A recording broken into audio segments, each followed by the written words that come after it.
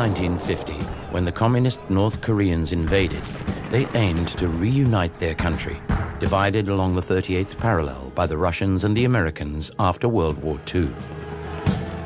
A United Nations resolution, triggered by the US, established a force to push the communists back. The UN commander is America's World War II hero, General Douglas MacArthur. MacArthur decides to tackle the North Koreans with soldiers based in occupied Japan. He expects a swift victory.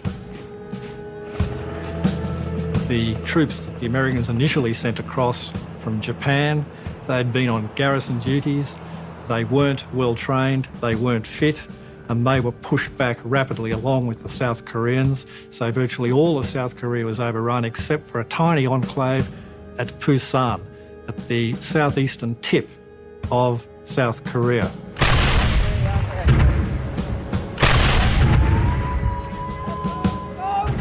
General Douglas MacArthur implements a bold plan. He stages a surprise beach landing at Seoul's port city of Incheon and effectively cuts his enemy's advance in half. The Australians, as part of the Commonwealth Brigade, push north. 6 weeks after landing in Incheon, they are near the Yalu River, looking across the border into China.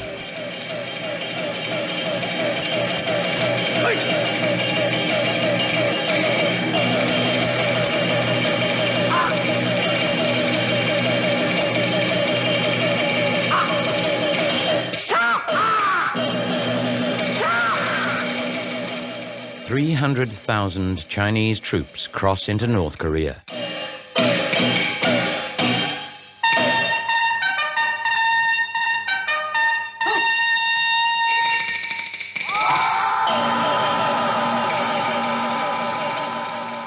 The Chinese immediately push the foreigners back, forcing the Americans and their allies into a bitter winter retreat.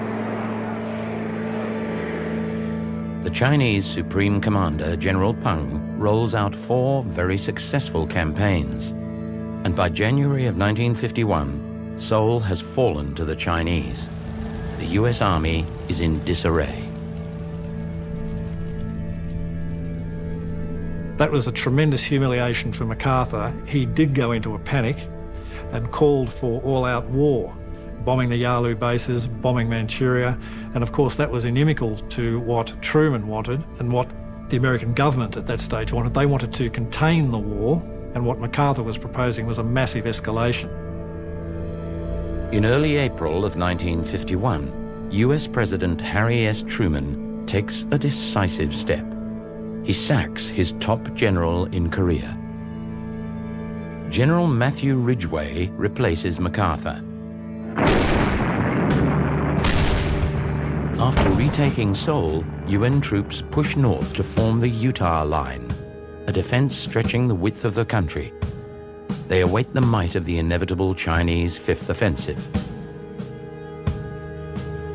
By late afternoon of April 23rd, the Chinese have broken through and are heading down the Kapyong Valley, the traditional invasion route to Seoul.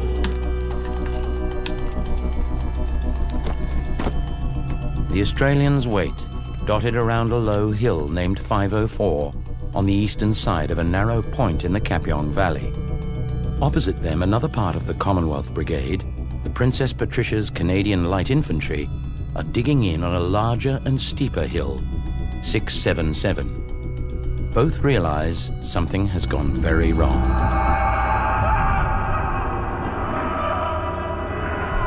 Republic of Korea soldiers have been coming through our position. What have they experienced that has so terrified them? It was as though they were hypnotized. They didn't see you.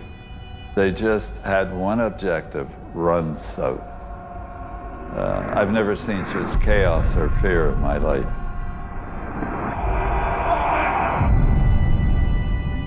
The front has broken. New Zealand artillery sent forward to support the South Koreans are now caught behind terrified refugees and fleeing soldiers.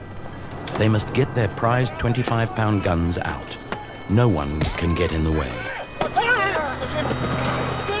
They're trying to clamber on our trucks, but they told us, don't let anyone on the truck. We don't know who the hell they are. They could be infiltrators or what they are. but they'd no weapons, and I mean, it's quite frightening.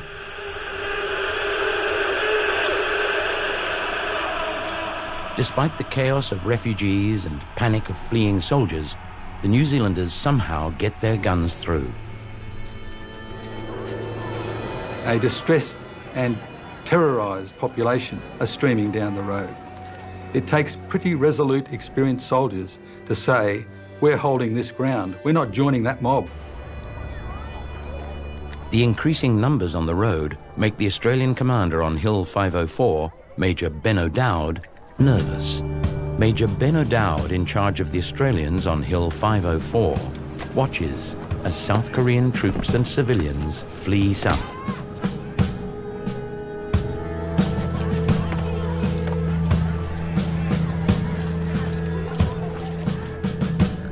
I knew from past experience that the Chinese soldiers would mix in with the civilians.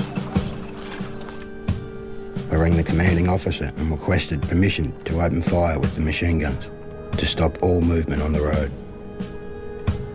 But Ferguson refused me permission to open fire on the grounds there might still be South Korean soldiers coming through too.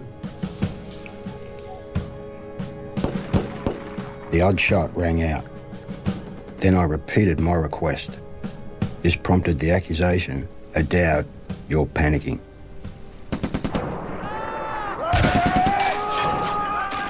Almost immediately, an attack is made on lines around Ferguson's battalion headquarters, further down the valley. The Chinese are through.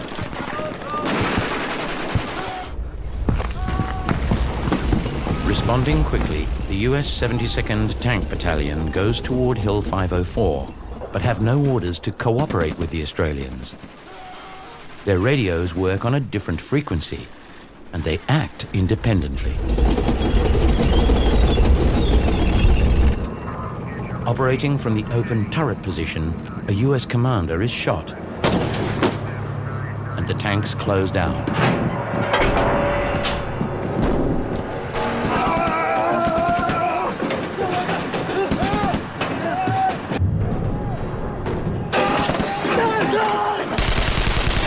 The tanks hose each other with machine gun fire to wipe the enemy off. Without infantry support, the Americans are forced to withdraw.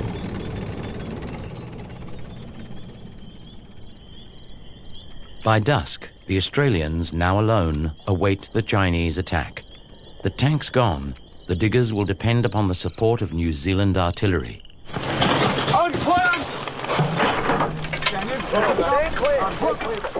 The New Zealand artillery have to reposition after fleeing the rout.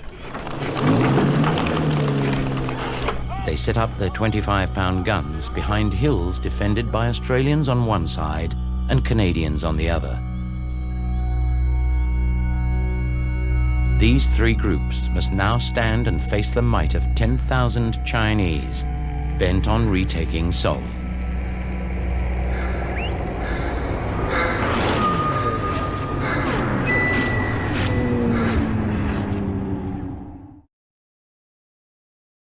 The diggers soon learn that they will fight without artillery support.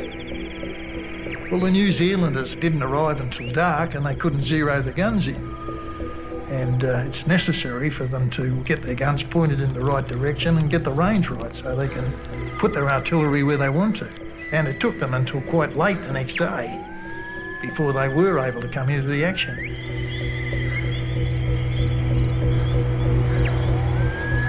Without the threat of artillery, the Chinese are free to probe the Australian lines.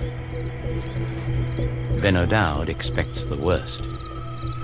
We had no wire or anti-personnel mines, or anything else to interpose between attacker and defender. It was to be soldier against soldier at very close range, in the dark. It started in earnest, with the Chinese blowing bugles and whistles. They used these to assemble their men. When the bugles and whistles stopped, we knew that they were on their way.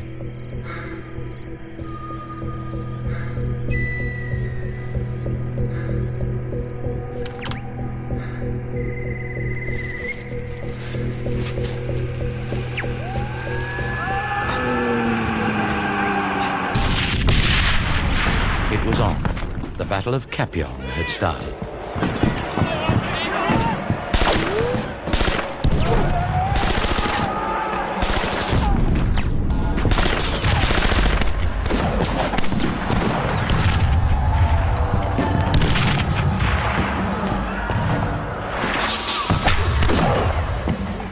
They just say, coming at you. And I'd stop and just keep coming.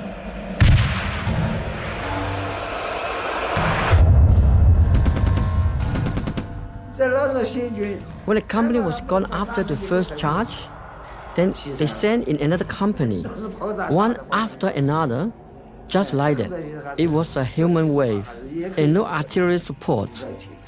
For us, there was no other way to fight. We had many more soldiers than them.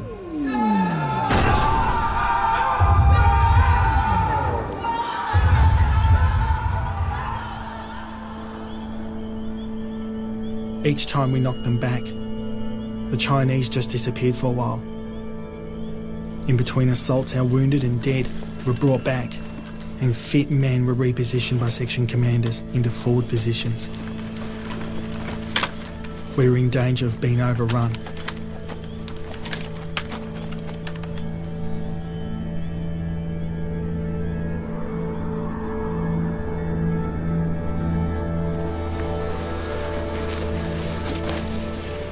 There is no rest for the defenders. The Chinese attack again and again, every 20 minutes, throughout the night.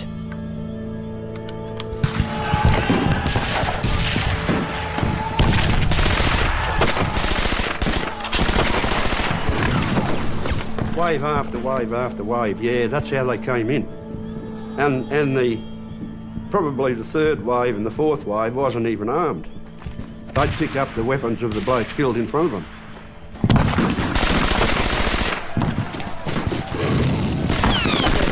Ben O'Dowd's number 1 platoon, closest to the road, is running out of men. At 1 a.m, he's forced to make a decision to give up ground.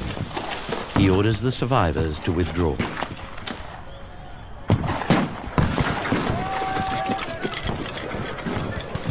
When Ferguson's battalion headquarters is also assaulted, he takes his maps and personal effects and decides to move 5 kilometers to the rear. So that Pandora's box, his command caravan, does not fall into enemy hands, he orders it destroyed.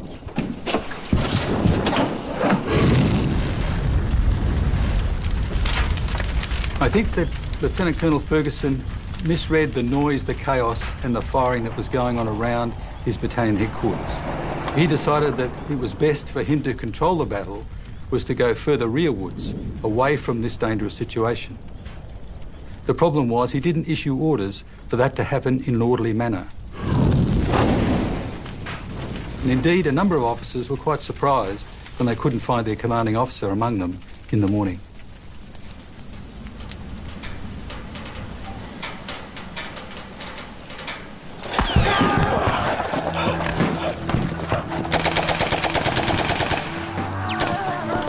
With daylight on the second day, Ben O'Dowd orders an attack across the road to reclaim ground number 1 platoon lost during the night.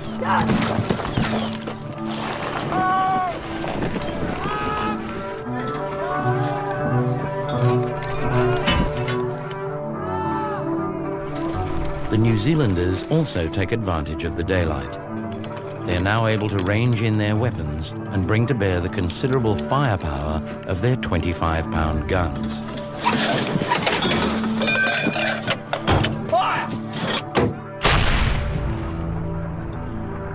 With clear observation, we could bring heavy weapons of all kinds into action against them. Hundreds of dead, dying, and wounded Chinese soldiers were left on the killing ground.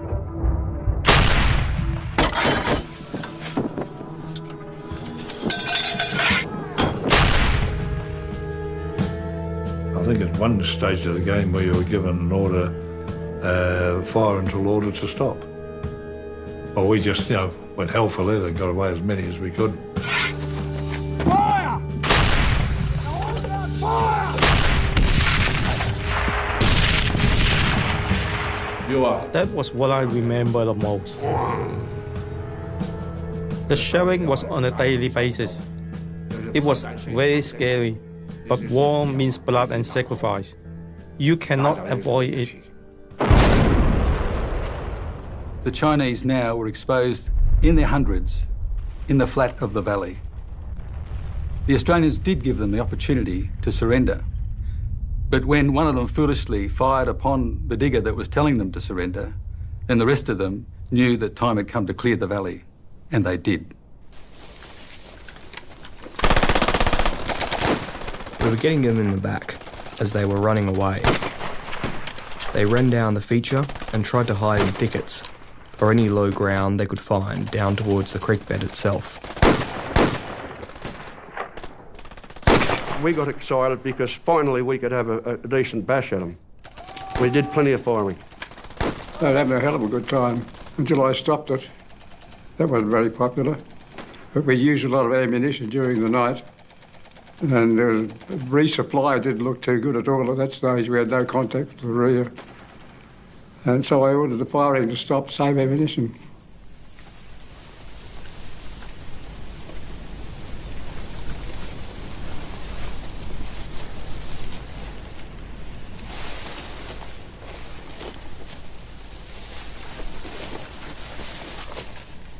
When a large group of Chinese surrender, they get a good look at the Australians' position. The problem falls to O'Dowd. He must decide what to do with them.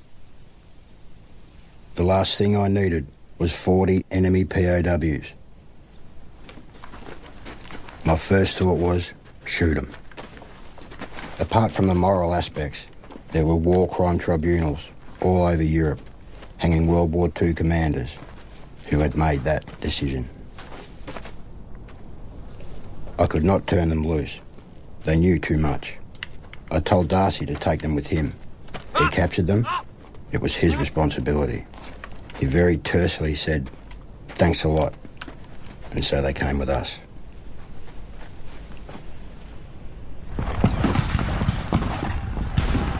Despite heavy casualties, the Chinese regroup.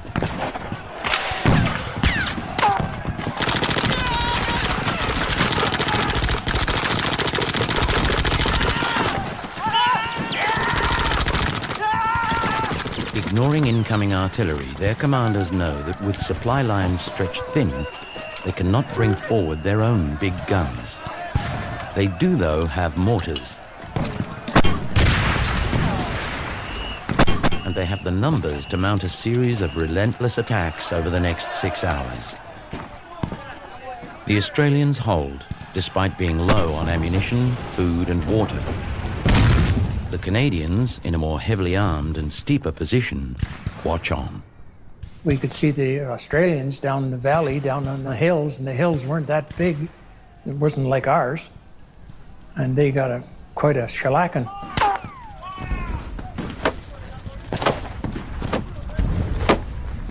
It's always been my opinion that the Brigadier gave the Patricias that high defensible position and put the Australians in that lower, less defensible position on the belief that the Australian troops were much more seasoned than we were.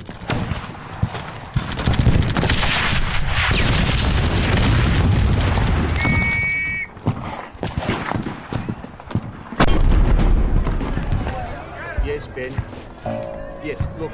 From his new headquarters, Australian Commander Ferguson, wanting to tighten their defence, orders one of O'Dowd's companies to fall back, abandoning their trenches to the Chinese. Just hold on a sec, Ben. One moment. Hello? But when Ferguson learns that reinforcements from the US 5th Cavalry are on their way, he reverses the order.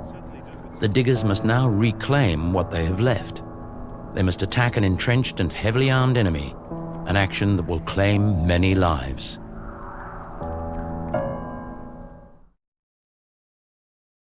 For Private Stan Connolly, this action will prove costly.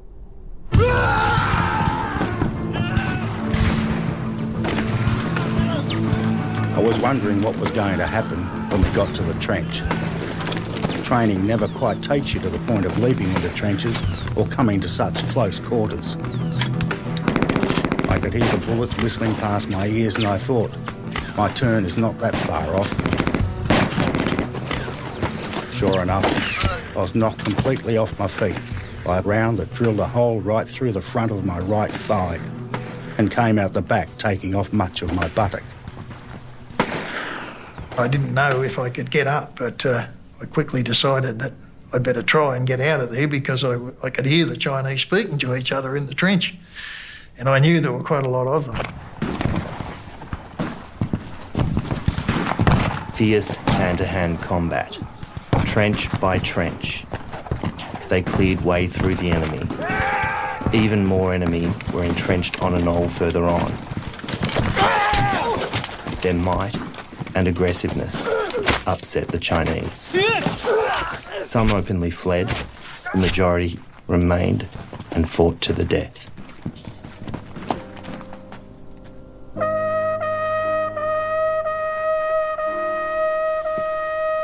In the terror of the Australians' bayonet charges, 3 Australians and 81 Chinese are killed.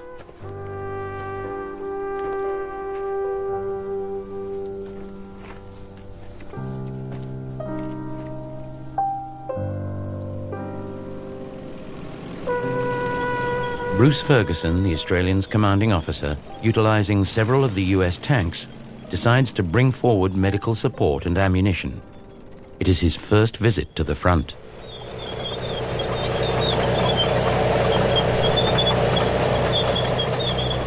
Ferguson arranges for the wounded to be ferried out on the tanks.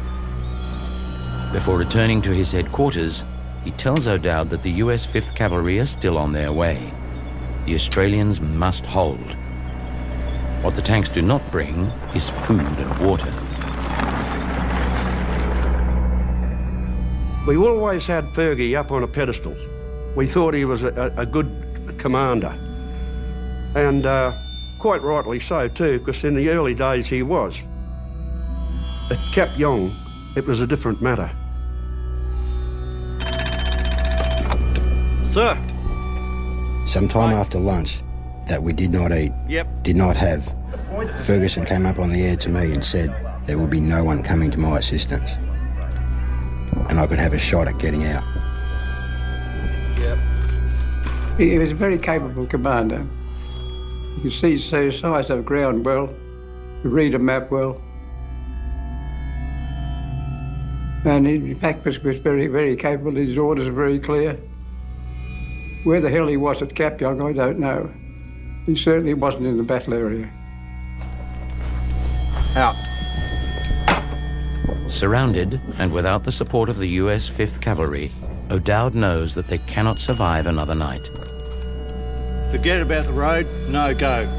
We'll go the ridge The road line. too dangerous, he picks a narrow 4-kilometre ridge line for his withdrawal.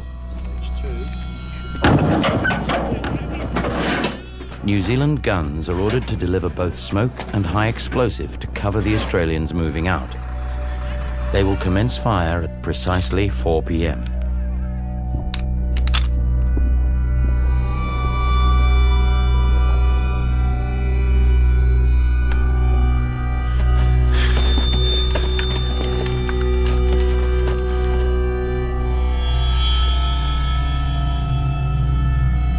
With only 40 minutes left, the diggers await the arrival of New Zealand artillery, which marks the beginning of their withdrawal. Then, disaster strikes. I saw a US Marine Corsair line up and start a run in on our position. I saw the big silver bomb leave the plane and watched it fall. The napalm exploded and took all the oxygen out of the air. I felt like I was just breathing heat.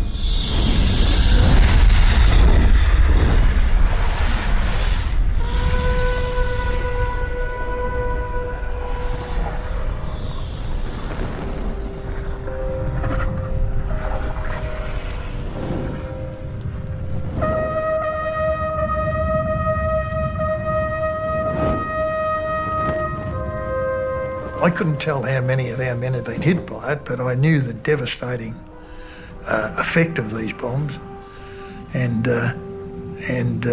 well, I was extremely distressed by it. But there was nothing we could do, of course, nothing.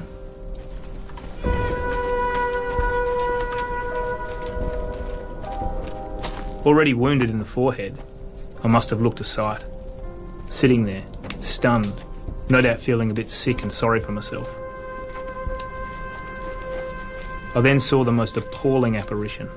A man with no flesh, his hands dripping flesh, completely naked. I didn't know who he was. He looked at me and said, "Jesus, Nugget, you're having a bad day." The napalm strike claims 2 Australian dead and others who will carry the scars for life. Despite the devastation, O'Dowd's men must dig deep.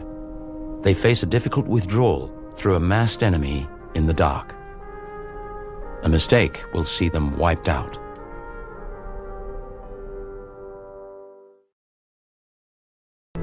The planned 4 p.m. withdrawal is about to commence.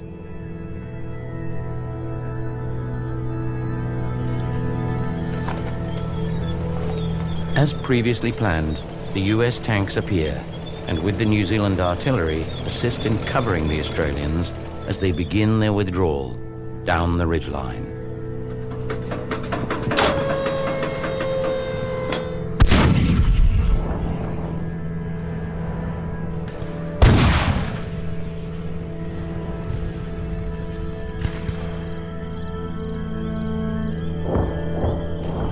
Night falls, and the Chinese are quickly after the Australians as they go.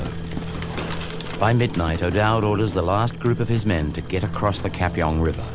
Okay, let it go! The Canadians above the ford see movement and open fire.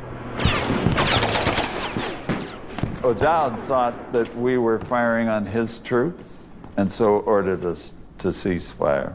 I think we fired for about 5 or 6 minutes. 8 machine guns take care of an awful lot of casualties.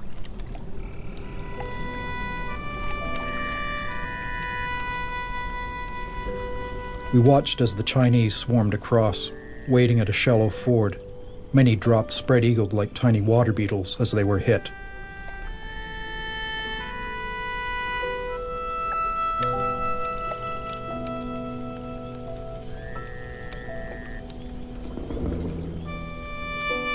The Australians have fought for 24 hours. For them, the Battle of Kapyong is over. As they move to the rear, it is the Canadians who form the front line. When the Australians left, all that was left there was this battalion of understrength, really 600-700 men. And the Canadians suddenly realized they were alone there. And that's when the colonel said, "Look, guys, we ain't moving. And you're going to stay here, so just focus yourself that there's no pullout.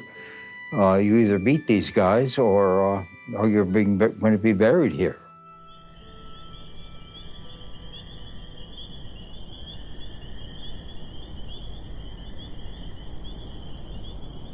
It was very uncomfortable, to say the least. You really didn't know what was going to happen.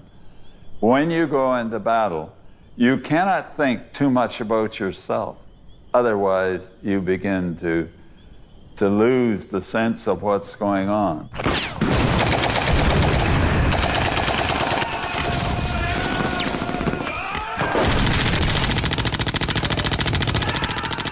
The Chinese begin to attack the Canadians. These assaults escalate throughout the night. How did the Chinese motivate their men to sustain such bravery? In our terms, how did they persuade their troops to commit mass suicide? For the Chinese, they don't call it the suicide charges.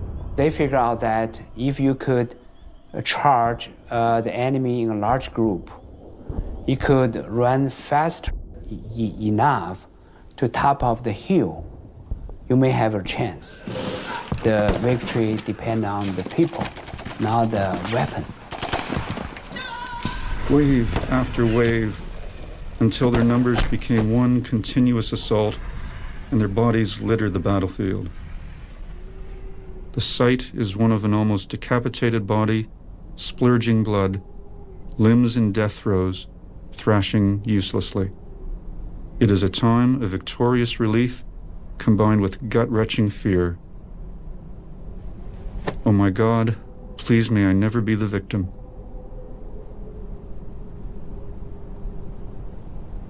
Despite the carnage, the Chinese commanders use lulls in the fighting to marshal more and more troops in.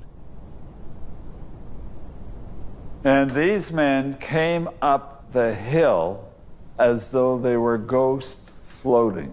I couldn't discern a single sound.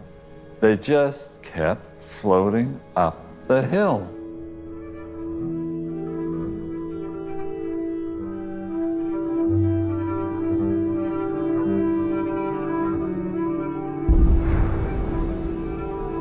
It is like shooting tin ducks in a gallery. They are so bloody close. I simply cannot miss. It is such a relief to feel victorious, to know that you are actually going to live another day. We never got out of there because that's where we were told to fix bayonets. So we had to hold no matter what. We're wiped out, Seoul is taken.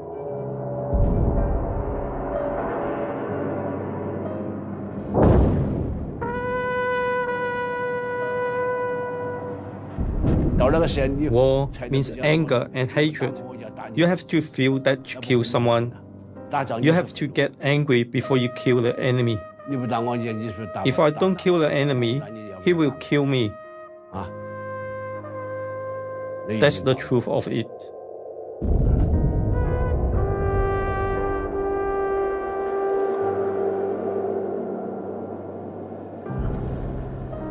Damn scary, that's for sure. You don't know if you're going to get a bayonet in you, but you want to get one in him first because you're so close. And a lot of things I know went through my mind. I'm 20 years old. Jesus, am I going to see 21?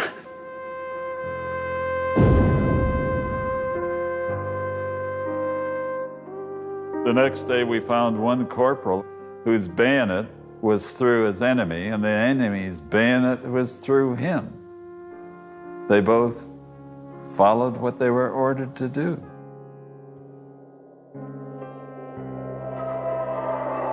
The force of numbers has at last paid off for the Chinese. Kapyong can still be theirs. By 3 a.m. on the third day, one of the Canadian platoons is cut off and overrun. To survive, the Canadians must take an extreme measure. Lieutenant Mike Levy acts quickly. He calls the New Zealanders to direct artillery fire onto his own men. He will attempt to wipe the Chinese off the battlefield. You have a better chance in your trenches dug in than the Chinese have coming in and joining you. And so that was, I think, platoon commanders sort of lusted for the day they could call artillery on themselves. You know, you feel like a big shot, and it sounds lethal. And when the Canadians did it at Kapyong, the New Zealand artillery commander said, you know, Jesus, mate, it's your position. And the captain who orders it said, yeah. They fired thousands and thousands of rounds of ammunition that night. The damn guns were dying just about red hot, with a 25-pounder just going bung, another one's bunged in, and they just keep firing.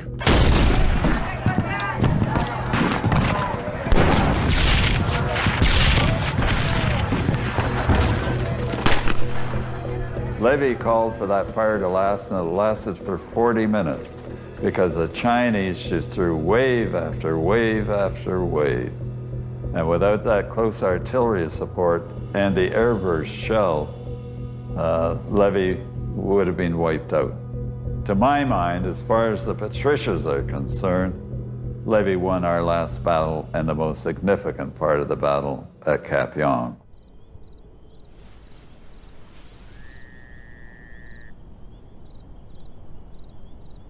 When the dawn arrives, the Chinese have withdrawn, and D Company still controls their area of Hill 677.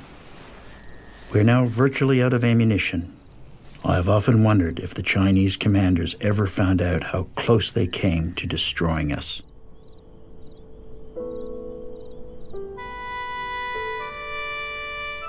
The slaughter is something I never want to see or experience again. At the time you do it, you're so glad you're alive and you're surviving. But the slaughter of the enemy was just unimaginable. It looked like a slaughterhouse.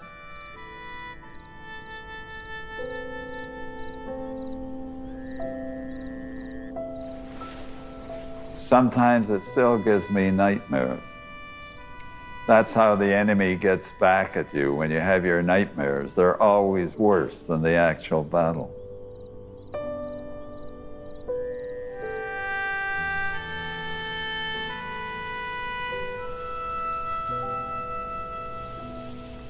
The Battle of Kapyong is over. On Anzac Day 1951, the Canadians bring down their dead. The Commonwealth Brigade has halted the might of the Chinese army and stopped them from streaming south and retaking Seoul.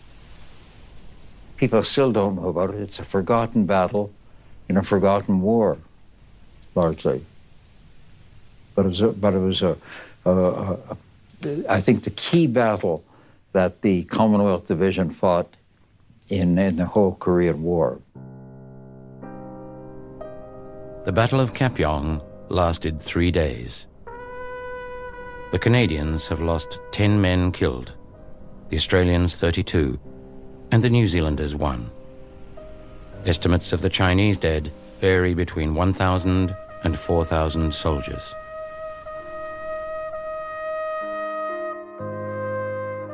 The Americans, responding to the importance of the Commonwealth Brigade's stand, award the Canadians and Australians with an American Presidential Citation for their action at Kapyong. The New Zealanders are overlooked. Lieutenant Mike Levy, who won the final battle for the Patricias, receives no recognition from the Canadian government. You know, so many things happen in battle that oversights occur. You hear so many instances in battle where somebody did something very significant, somebody else gets the award. It just happens. The Australian commander, Lieutenant Colonel Bruce Ferguson, is awarded the Distinguished Service Order for his command of the Battle of Kapyong. Major Ben O'Dowd is overlooked. O'Dowd performed magnificently at Kapyong, and if O'Dowd had been defeated, then that was good night nurse. There's no doubt about that, because he held the crossing. See, O'Dowd should have had a medal. Even if they gave him a bloody MID, I wouldn't give a stuff, provided they recognised what he did at Kapyong. And I think it's terribly important that, see, old Ben would die happy then.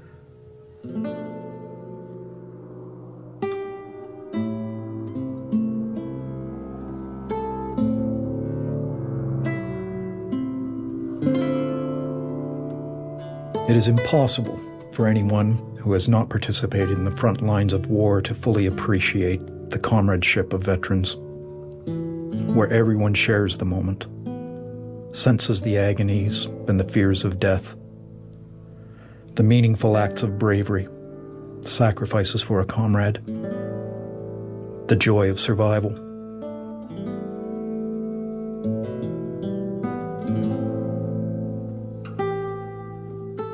How I felt towards the Chinese, they're in the same position as us. Their government says we're going to war. We go to war, like a Second World War. I have nothing against them. Get drafted in, eh? They don't want to go. I'm positive of it. I have no hate against them.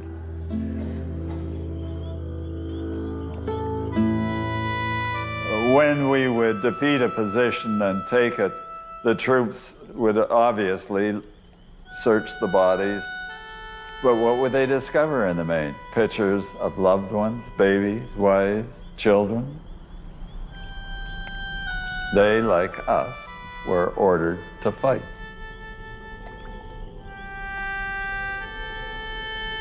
The Korean War has long gone. It doesn't matter now. It doesn't matter to me anymore. Who cares? Whether the war is good or bad is up to the politicians. I'm done with it.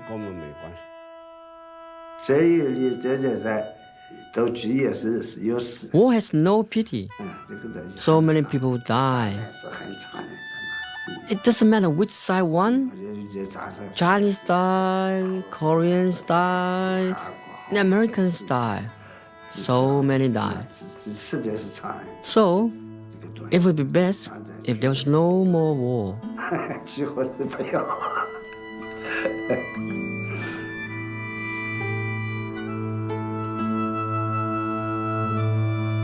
After Kapyong, the Chinese never again mount a major offensive.